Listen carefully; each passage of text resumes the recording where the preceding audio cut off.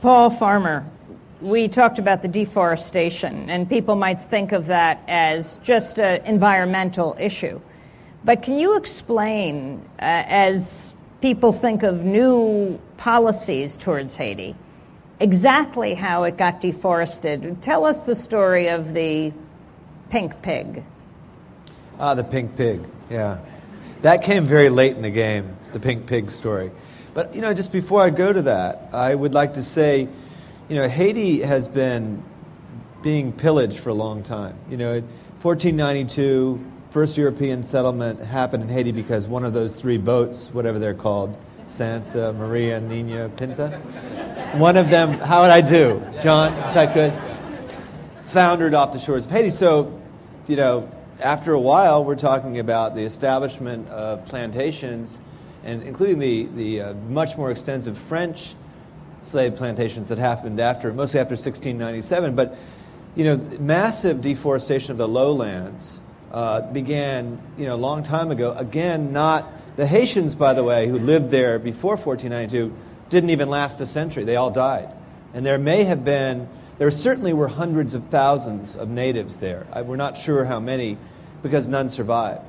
And then that's why the importation of people kidnapped from Africa, pretty startling reversal would happen in 2004 when we kidnapped from someone from Haiti and dump him in Central Africa. But anyway, so this deforestation process was already an issue during the French colony. You heard things about declining soil. If you read, that's one thing about slave owners, they keep meticulous records. So you can read all about, their fears about their soil quality. They didn't have many fears for the quality of care they were giving to their chattel slaves.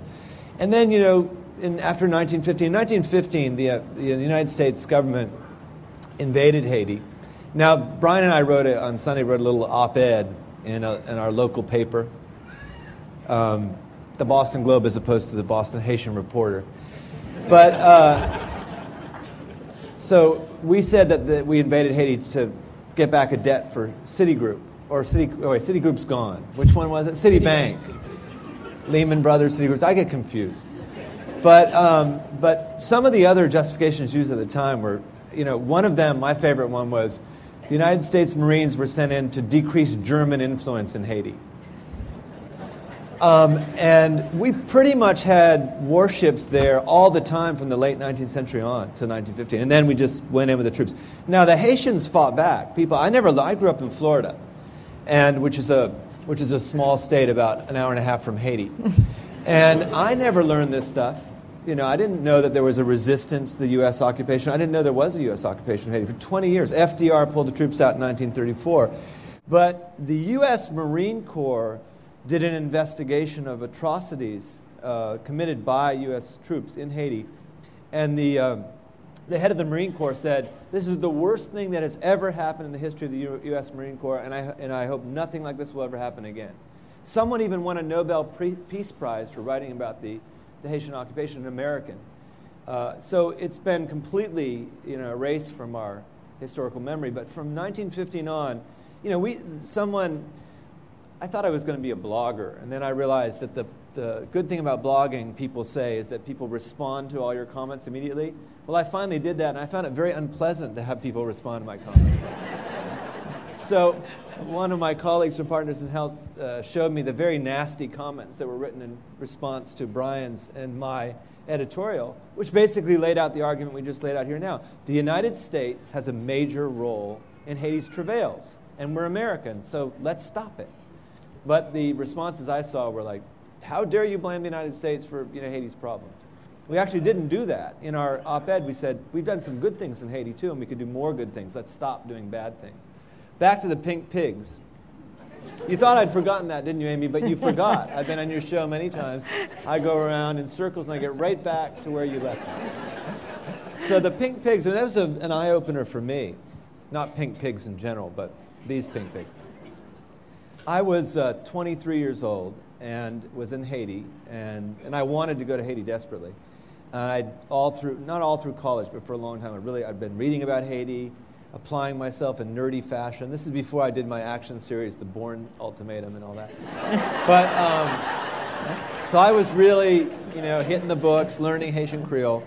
And when I got there, there was a threat of African swine flu in a threat. I don't think there was a documented case in Haiti. I have to look back. I can't believe you remember this.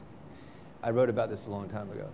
But at that time, under the Duvalier dictatorship, we had enormous influence. Basically, the majority, it's funny, Linda, you pointed out, and I did too, that during these last few years, we've given lots of aid to Haiti, but never through the government. But we gave plenty of aid to Haiti when the government was a dictatorship. That's when we ran all of our aid through the government. It's when they elected their own government that we said, no, we couldn't possibly give aid to the Haitian government. And so we were reigning supreme, and the United States said, well, the U.S. pig industry is threatened by African swine flu. So we are going to have a program, which I remember, curious enough, was called PEPADEP. I love acronyms, But we're going to kill every Creole pig in Haiti, every single one. And, I was living in rural Haiti, and I was 23 years old, and I was thinking, this is going to be bad. Because Haitians, the people I lived with, used the pigs as a sort of bank. Like to send their kids to school, they'd sell the pig, buy uniforms, and I told you they have to buy these things, uniforms, books, school tuition.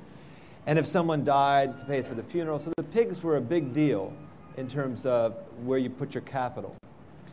And it was really, I saw pig-related violence everywhere, PRV we called it. And but I know I'm dragging this story out. So then they were going to replenish the population. You say it sounds better in French. You were going to repopulate the pig population, hence PEPADEP. And we were enthusiastic. Some of my colleagues from Partners in Health, my Haitian colleagues who were already there, we wanted those pigs back. So the local people were saying, we have to have pigs. We rely on the pigs as our banking system. And so I said, okay, we're going to help do this. So they brought in these Iowa pigs. They may not really have been from Iowa, but they looked like pigs might look had they been from Iowa. And they looked kind of like rhinoceroses that were pink. They were really big. Princess pigs? Princess pigs. And so they said, well, in order to get the pigs, this is all USAID, basically, you have to build, a pig sty, and it has to have a cement floor. Now remember, we're talking about living in a squatter settlement where people didn't have cement floors. But to get the pigs, we had to have a cement floor sty, and it had to have a tin roof, and then the pigs got hot, so you had to spray them with water, so you had to run. It's very complicated. So we finally got the pigs. Are you sorry you asked me this question now? But then we tried to distribute them to community councils, because we grew the pigs into elephant-sized pigs, because we had, feed, and we could do it in the cement floor. The Haitians were saying, do you have to rub this in our face? I mean, the way the Haitians said is, the pigs have better homes than Christians. Mm-hmm. That's what Haitians say. And so the pigs died. They had to speed me up. Yeah, we distributed the pigs to local community councils to be jointly owned. This was our romantic, people could jointly own pigs. I didn't know you couldn't jointly own pigs. And then the PRV started again, pig-related violence, and so we eventually gave up. But there's Haiti, my point here, is a graveyard of failed development projects. A graveyard. We've been involved in some, but we can make them better. We can make them smarter. And losing their piggy banks, losing their support, they go into the mountains and they cut down the forests. The trees.